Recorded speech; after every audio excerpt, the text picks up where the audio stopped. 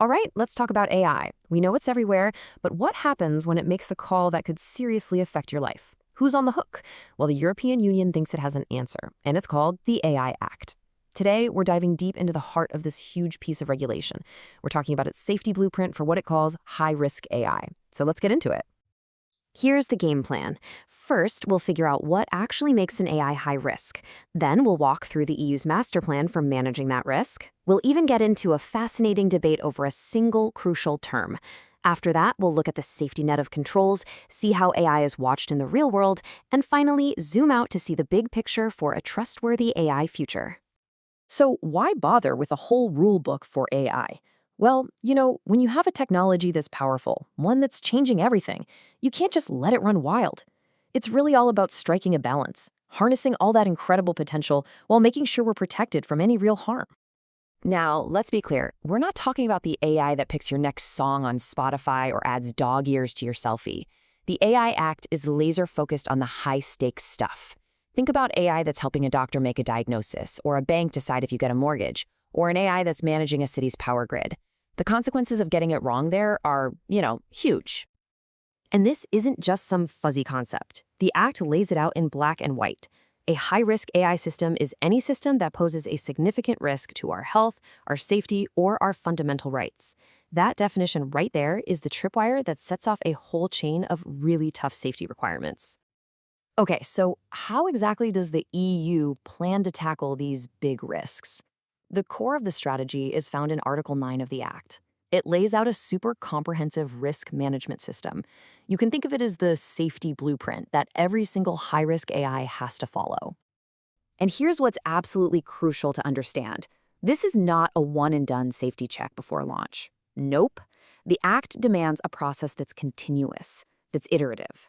From the very first design sketch to the day that system is finally shut down, risk management has to be a constant, ongoing job. The Act is also crystal clear about who's responsible for what. You've got two main players. First, there's the AI provider. That's the company actually building the AI. They're the ones who have to create this whole safety blueprint. Then you have the AI deployer, say the hospital or the bank that's using the AI. Their job is to follow the blueprint, make sure there's proper human oversight, and keep an eye on how it's performing. Now, here's where it gets really interesting. Lawmakers had to figure out just how far this responsibility should go. And it wasn't easy. It turned into a real legislative tug-of-war, and one of the biggest fights was over just a couple of words: foreseeable misuse. I mean, just look at the journey this one little phrase went on. Back in 2021, the original proposal said providers had to think about misuse.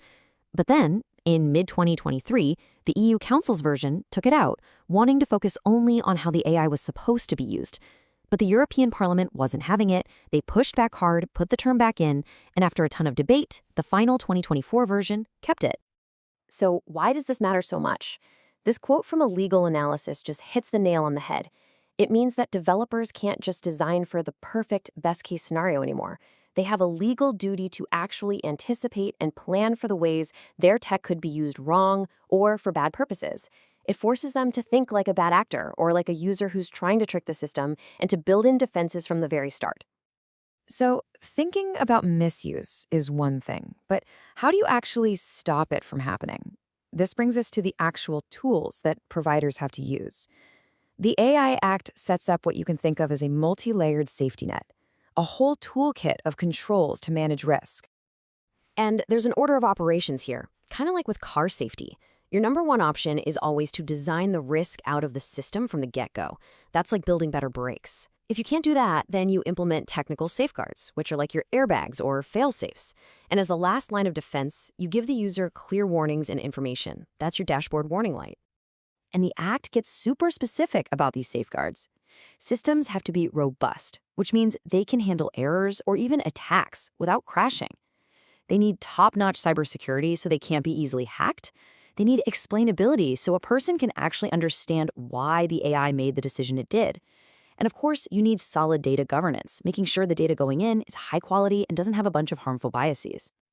And maybe the most important safeguard of all is Article 14, human oversight. This one is completely non-negotiable. The law says a human being must always, at any time, have the power to step in, to see what the AI is doing, and if they need to pull the plug or override its decision. Ultimate control always has to be in human hands, period. Okay, so the AI is built, all the safeguards are in, and it's out in the world. The job is done, right? Not even close. That safety blueprint we've been talking about, it's a living document. It has to change and adapt based on what actually happens in the real world. This is where Article 72, the part about post-market monitoring, kicks in. It basically forces providers to set up a system to proactively go out and collect data on how their AI is doing once it's been deployed. They can't just cross their fingers and wait for something to go wrong.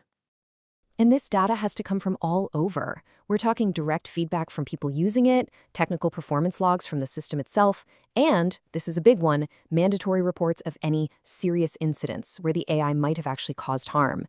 They even have to keep up with public research to see if any new problems have been discovered by others. Which, of course, brings us to the million-dollar question. What's the point of collecting all this data? I mean, what does this constant stream of information really accomplish? Simple. It creates a feedback loop. All that real-world data gets plugged right back into the risk management system. This lets providers spot new risks as they pop up, update their safety features, and just generally make the system better and safer over time. It makes sure that Blueprint doesn't just sit in a drawer collecting dust, it actually evolves. So when you put all of these pieces together, you've got the risk management, the technical safeguards, the human in the loop, the constant monitoring. What's the big picture? What is the EU actually trying to build here? Well, you can think of the Act as standing on three main pillars. Pillar 1 and 2 are pretty obvious, protecting our rights and keeping us safe. But Pillar 3 is just as important, fostering innovation and trust. The whole idea is that by having clear, strong rules, businesses and regular citizens will actually feel more confident about building and using AI. So the real takeaway here isn't that this is about restriction. The goal is actually constructive. It's about building the foundation for a whole ecosystem where AI is trustworthy and responsible by default.